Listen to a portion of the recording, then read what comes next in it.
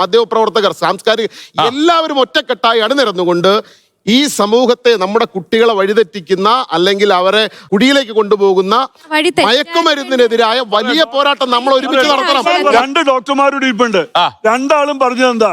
വീര്യം കുറഞ്ഞതാണെങ്കിലും വീര്യം കൂടിയതാണെങ്കിലും ലഹരി ആപത്താണെന്നാണ്. സർക്കാരിന്റെ നയം എന്താ? മദ്യപാനം സാമൂഹ്യ വിപത്താണെന്ന് കൊണ്ടുകൊണ്ട് അതിന്റെ ലഭ്യത ഉപഭോഗം കുറച്ചുകൊണ്ട് വരുന്ന 2 ഗവൺമെന്റും പറഞ്ഞത്. LDF ഒരു കുഴപ്പമുണ്ട്.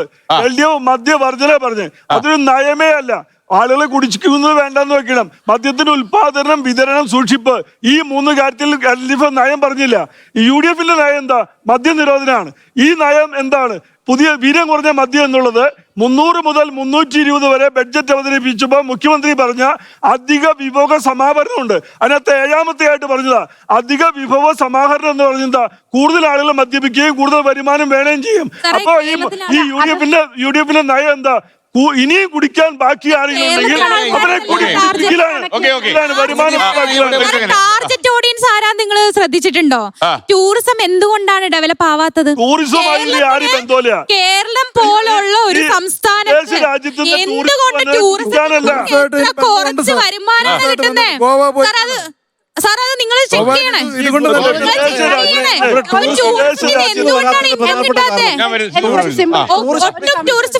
ടൂറിസ്റ്റുകൾ വരാത്തതിന്റെ പ്രധാനപ്പെട്ട കാരണം മദ്യപരുടെയും മയക്കുമരുന്ന് ലോബിയുടെയും ശല്യം കാരണം, പേപ്പട്ടിയുടെ ശല്യം കാരണം, വന്യമൃഗങ്ങളുടെ ശല്യം കാരണം.